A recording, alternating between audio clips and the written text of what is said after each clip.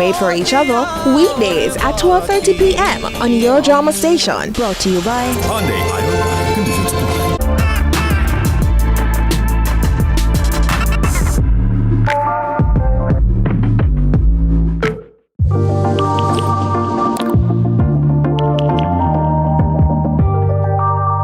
Many strides, one dream, many heartbeats, one pulse. Sagicor, celebrating Jamaican success.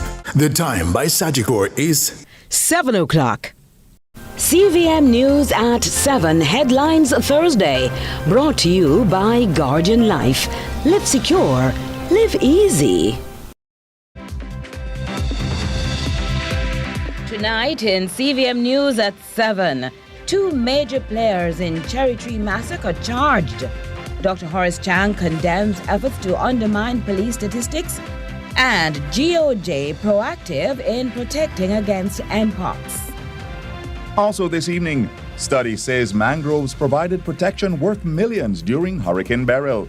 In the business report, cyber attacks target key industries and infrastructure. And in sports, Broadbell wins at Lassonde Diamond League meets.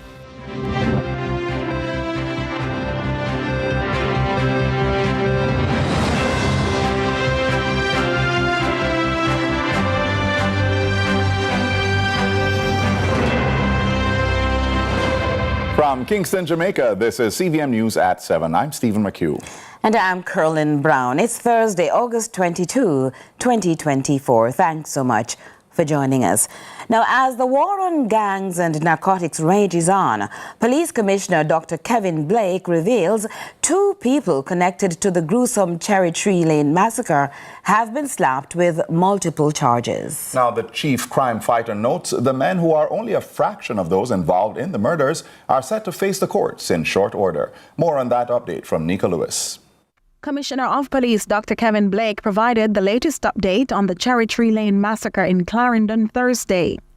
An incident that stoked much controversy weeks prior about the war on crime and what is appropriate in addressing criminal behavior while balancing citizens' right to life and justice.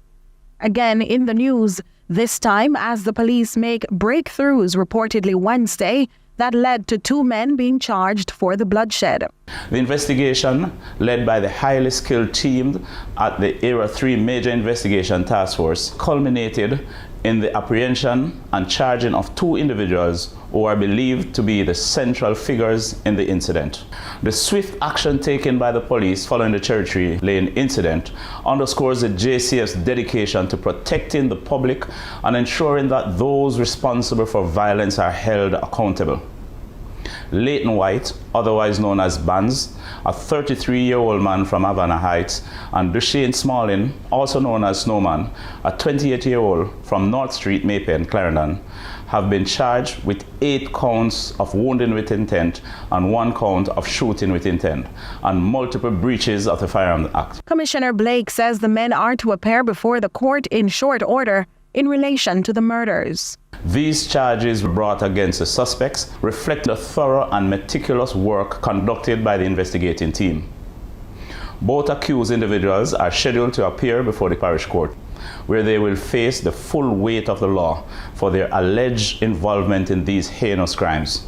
This development represents a significant stride in the JCF's effort to restore peace and security to the affected communities in Clarendon and to send a clear message that criminal activities will not go unpunished. Reminding there are other key players, some even from abroad, the chief crime fighter accepts this is the beginning of closure for many who still mourn.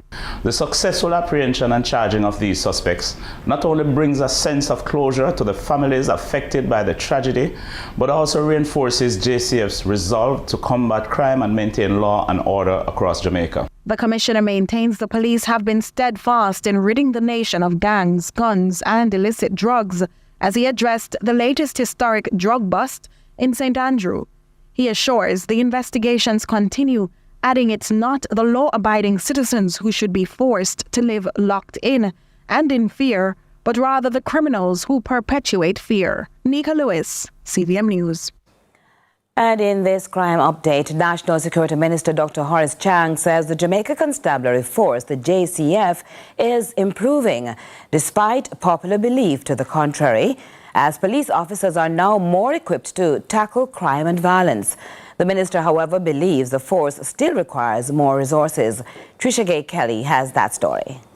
The government is serious about mitigating crime levels in the country. Though many have reverted to violence, the government is prepared to tackle each and every one. That's from National Security Minister Dr. Horace Chang, who in an update explained that crime has migrated to the western region of the island. Traditionally, you had more activity in the urban area from Spanish Town to Carpet area. Montego became very difficult in the last 15 years.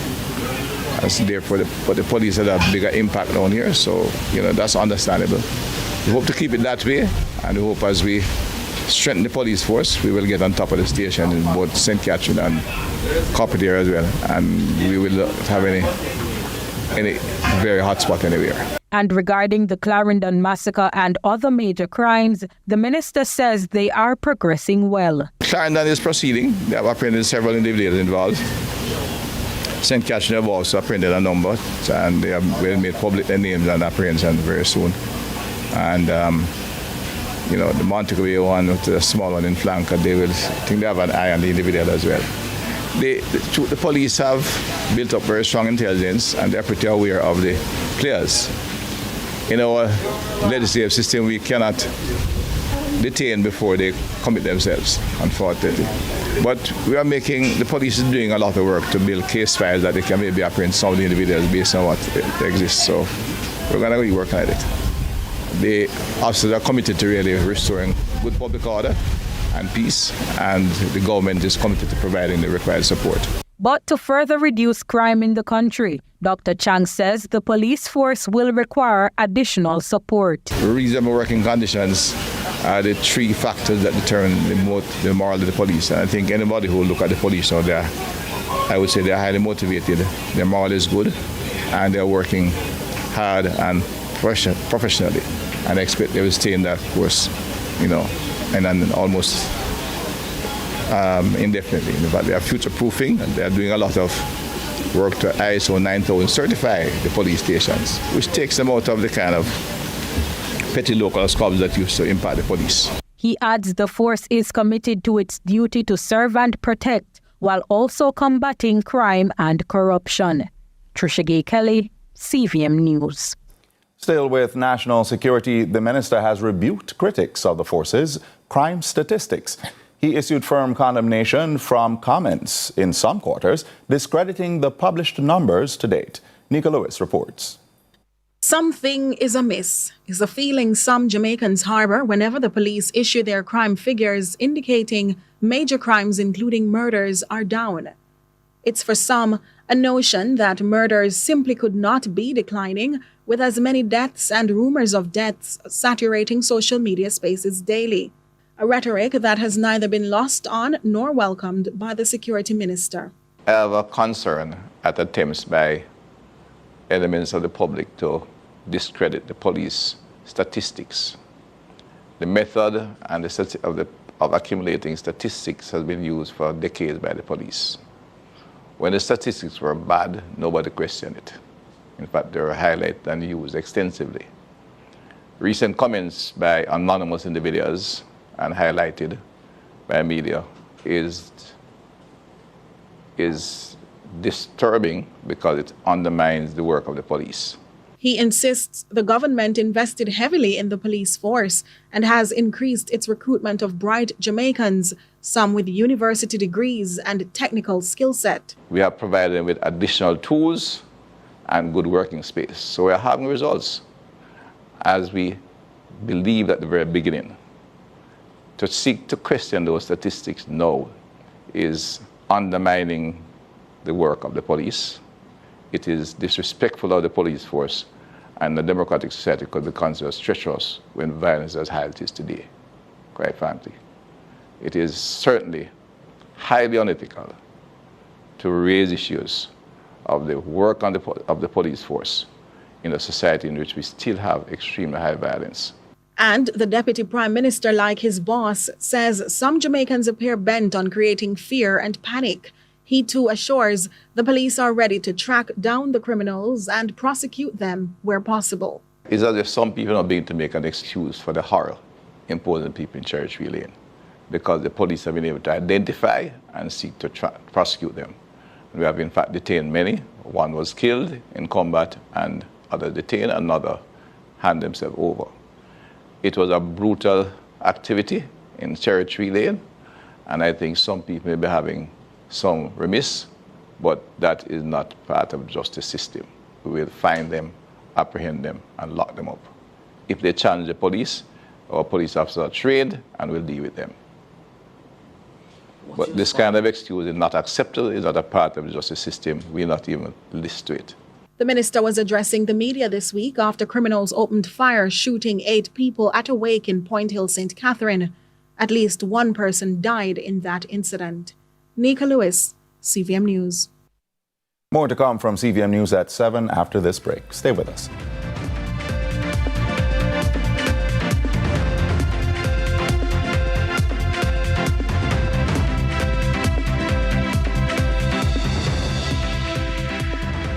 CVM News at 7 Headlines Thursday, brought to you by Guardian Life. Live secure, live easy. Papa Jesus, insurance gone up again? Gotta go faster. It gas our insurance. Driver, let's go. Do you really want to stick with the same old insurer? For the first time in Jamaica, taxis, minibuses, coasters, whatever you drive, MIBinsure.com will find you an insurer who will slash your premium by up to 60%. They all claim to save you money, but only MIB Insure actually can. Switch to MIBinsure.com today and save serious money. This is the Aedes aegypti mosquito that spreads the Zika, chikungunya, and dengue viruses. Search for its breeding sites and destroy them. This is the Aedes aegypti mosquito that spreads the Zika, chikungunya, and dengue viruses. Protect yourself from the bite of this mosquito. A message from the Ministry of Health and Wellness. Me, busy as usual, so I don't have no time for whole heap of paperwork. That's why I downloaded and signed up for my One JN Passport app. It's a whole new level of convenience and access to services within the JN Financial Group. Just a few taps on my smartphone and box. I can update my personal information, open a JN Bank savings account, and even apply for an unsecured loan. Get it all in one go. Download and sign up now. The One JN Passport app. JN will help you find a way. CVM News at 7 Thursday, brought to you by MIBinsure.com today and save serious money.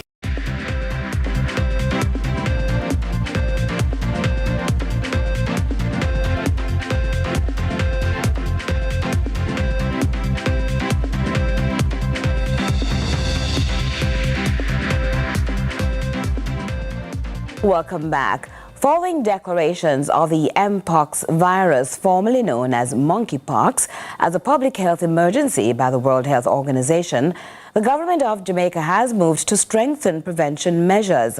The health minister asserts Jamaica is in a good state should the virus enter the country. Courtney Lewis has more on that development. The government of Jamaica is pulling out all the stops to prevent the spread of the Mpox virus, recently declared by the World Health Organization as a public health emergency.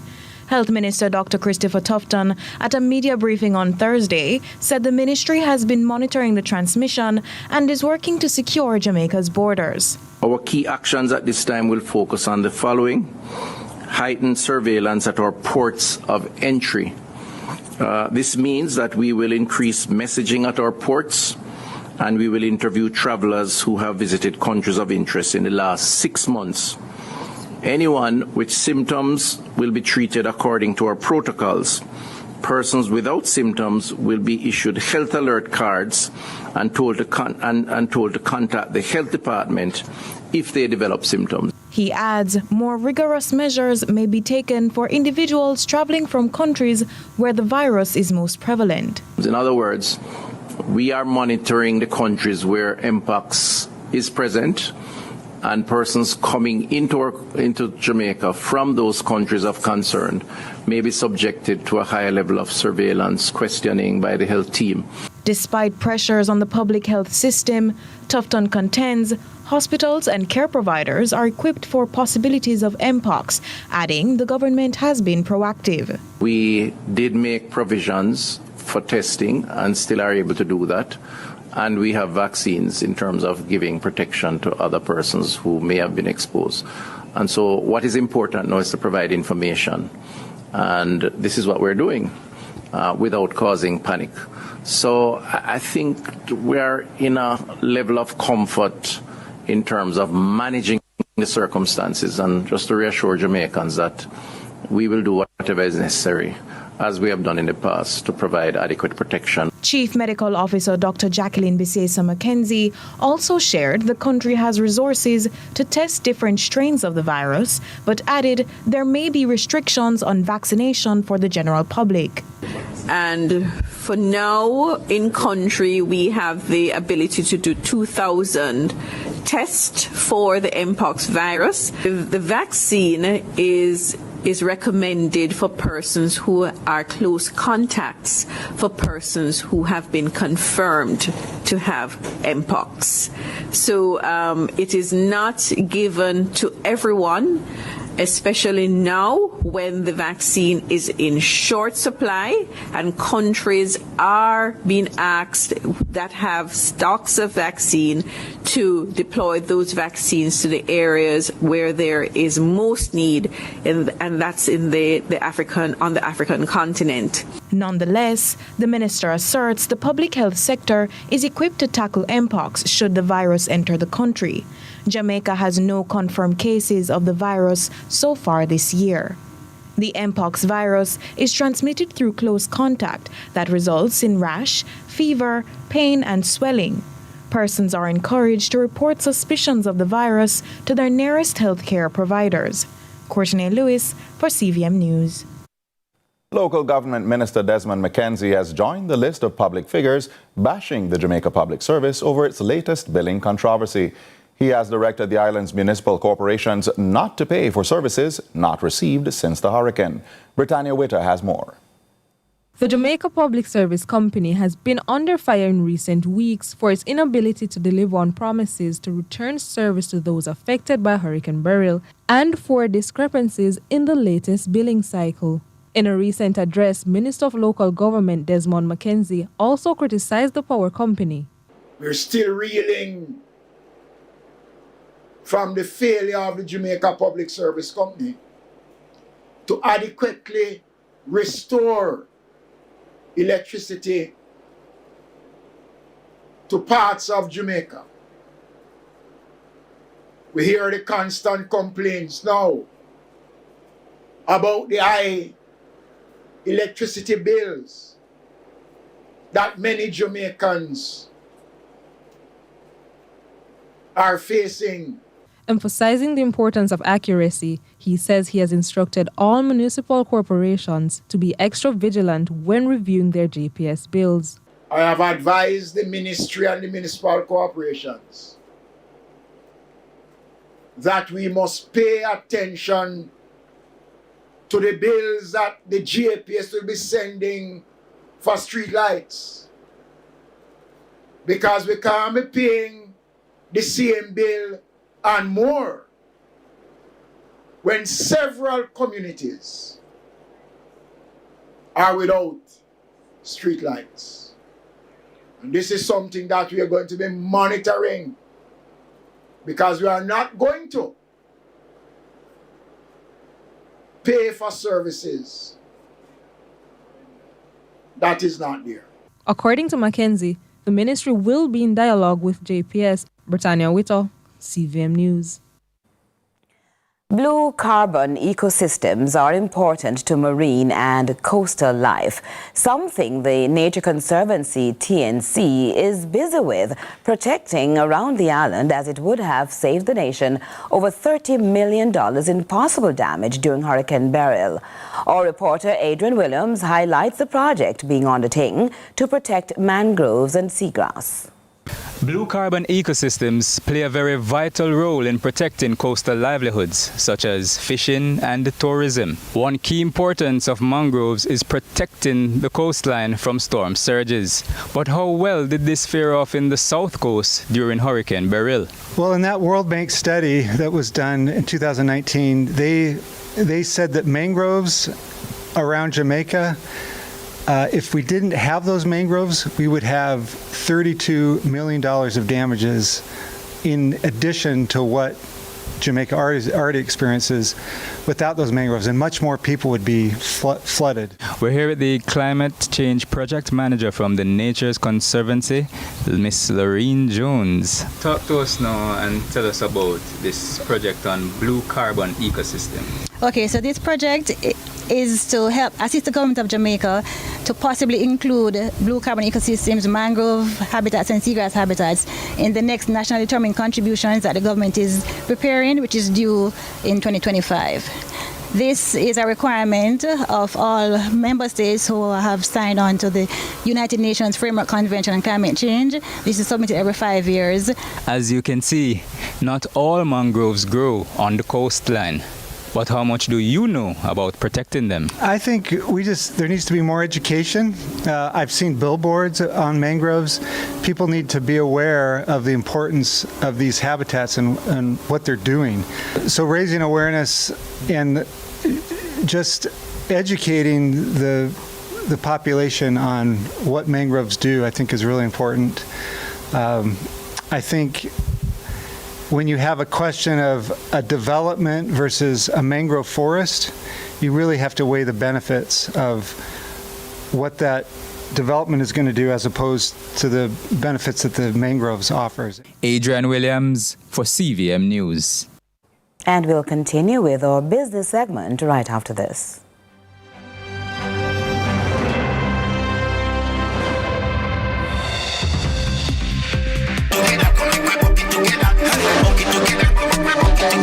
We a bucket together when everybody out. Fried chicken we a pre-bucket for the crew. Share a bucket together, everybody go live. Spicy original when we online. Bucket together to the new dance craze. Taste explosion bursting with flames. When we a bucket together, it put you in a good mood. Every moment you share is finger licking good. Bucket together, come make we bucket together. Hey, bucket together, bucket together.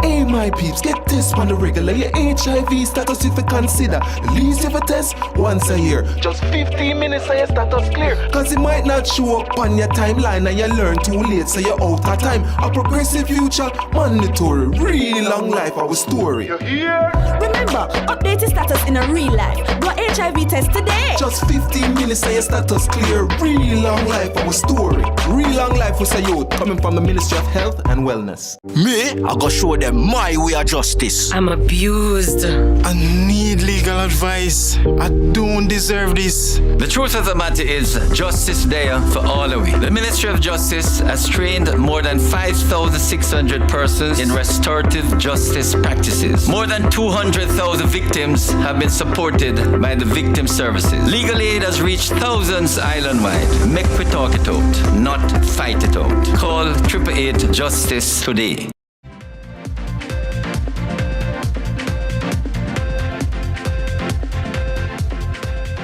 Welcome back. Now to the Business Report with Joel Crosskill.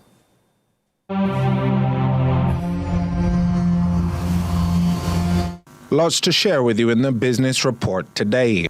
You may have heard that according to the latest report emerging from the NASDAQ-traded Fortinet Threat Intelligence and Analysis Laboratory, FortiGuard, that Jamaica was the target of 4 million attempted cyber attacks during the first half of 2024. And you may have thought that figure pales in comparison to the total of 43 million threats faced by the nation last year. However, according to Carlo Colocha, Regional Sales Manager at Fortinet for the English-speaking Caribbean, that would be a mistake. In 2022 here in Jamaica, we had over 30 million attacks attempts, right? And then on 2023, it increased to 43 million. So as of today, well, first half of the year, because we only get the reports for per half, we've only had 4 million.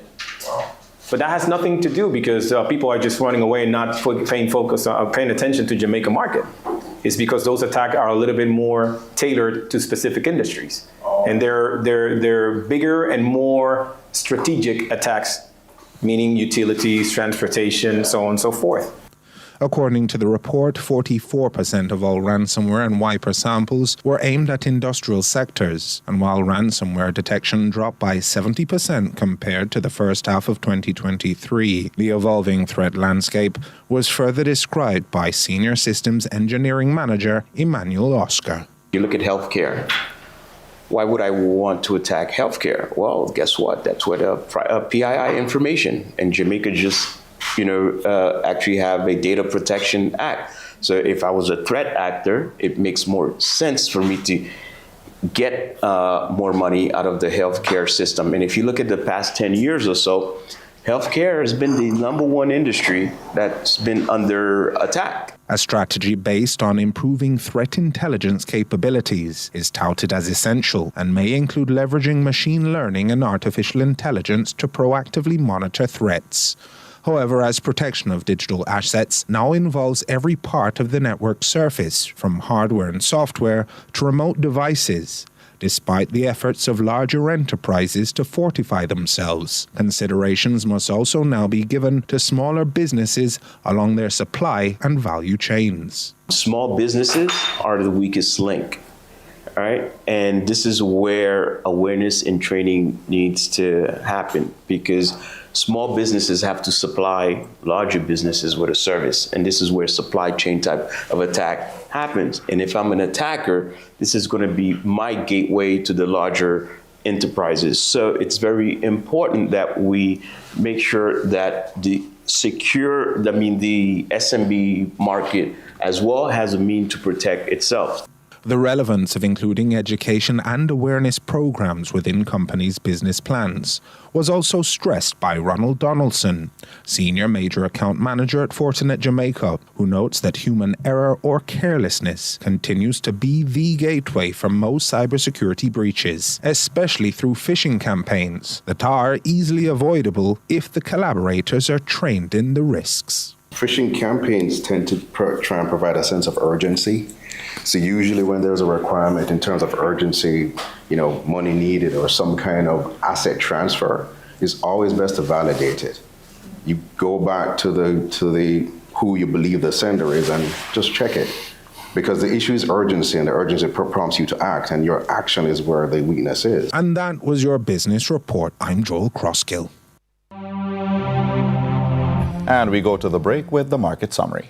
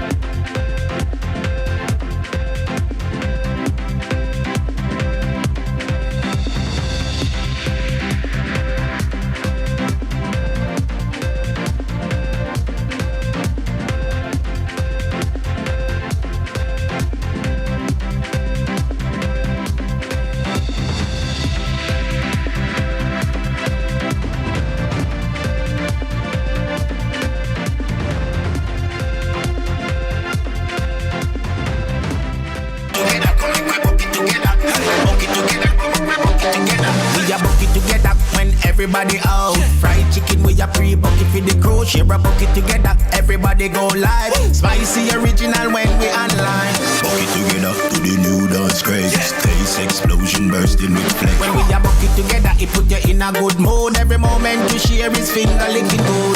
Bucket together, come make we bucket together. Hey, bucket together, bucket together. Me, I go show them my way of justice. I'm abused. I need legal advice. I don't deserve this. The truth of the matter is, justice there for all of we. The Ministry of Justice has trained more than 5,600 persons in restorative justice practices. More than 200,000 victims have been supported by the victim services. Legal aid has reached thousands island-wide. Make we talk it out, not fight it out. Call 888 Justice today.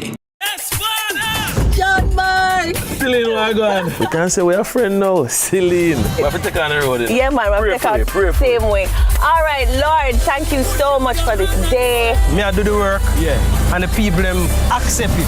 Clarendon, Mandeville. But now we get to go into the inner city of Kingston. I can't wait to learn more as we go across Jamaica into different churches to understand what they do.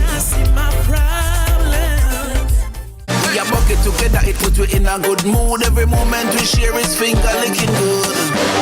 The time by KFC is 7:30. Welcome back to CVM News at 7. Here's a recap of our major stories. As the war on gangs and narcotics rages on, Police Commissioner Dr. Kevin Blake reveals 2 people connected to the gruesome Cherry Tree Lane massacre have been slapped with multiple charges. National Security Minister Dr. Horace Chang has rebuked critics of the police force's crime statistics. He issued hot condemnation after comments in some quarters discrediting the status of crime to date, even with another mass shooting in a rural community recently. And the government of Jamaica is pulling out all stops to prevent the potential spread of the Mpox virus, recently declared by the World Health Organization as a public health emergency. Health Minister Dr. Christopher Tufton says the ministry is monitoring the transmission and is working to secure Jamaica's borders.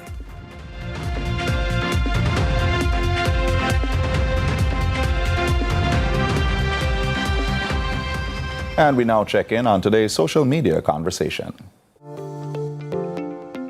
So, what's trending in our local social media spaces? Reggae star Chris Martin has condemned the shooting at his grandmother's wake in Point Hill, St. Catherine, which left 1 dead and 7 injured. According to the Constabulary Communications Network, CCN, the shooting occurred around 12:25 Wednesday morning. Here are your reactions to this news. At Gary_Vibes writes, we must do all we can to put an end to this level of violence that apparently has become the featured presentation in our country. Condolences to you, bro. Find the strength and peace in God. At STCW comments, listen, this news shook me this morning. Our little quiet communities are slowly being infiltrated. I pray for the families affected. At Fiona A. Burke shares, this really needs to stop. We really need to stop talking about it and unite to fight against it. Enough is enough. Hashtag sick and tired. At IT Ellis comments, ah boy, it's extremely painful to get up each day to these mindless acts, Prayers for the affected families, including yours too, Chris. Lord help us. At Queen Miserable asks, what is it with these multiple shootings? Jamaica move mad. This is so sad, and that's what's trending online today. Continue to share your thoughts with us on X at CVM TV and CVM_television on Instagram. I'm Ronaldo Adams. We turn overseas now with regional and international news.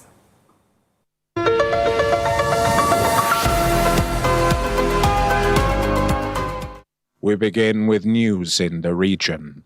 The University of the West Indies has launched a first-of-its-kind graduate business school. It will focus on leadership within the context of the Sustainable Development Goals. The new International School for Development Justice is funded by the Inter-American Development Bank and endorsed by the United Nations. It has been set up to respond to the need to educate and empower current and future activists and leaders. UWI Vice-Chancellor Professor Sir Hilary Beckles says it is also designed to export Caribbean knowledge.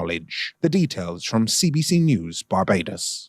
This project, then, is designed to mobilize the intellectual achievements of the people of the Caribbean to package that experience into academic curricula and to export that curricula to the world. We have had a unique historical experience with the Sustainable Development Goals. And I know this because I was there at the beginning of the conception of these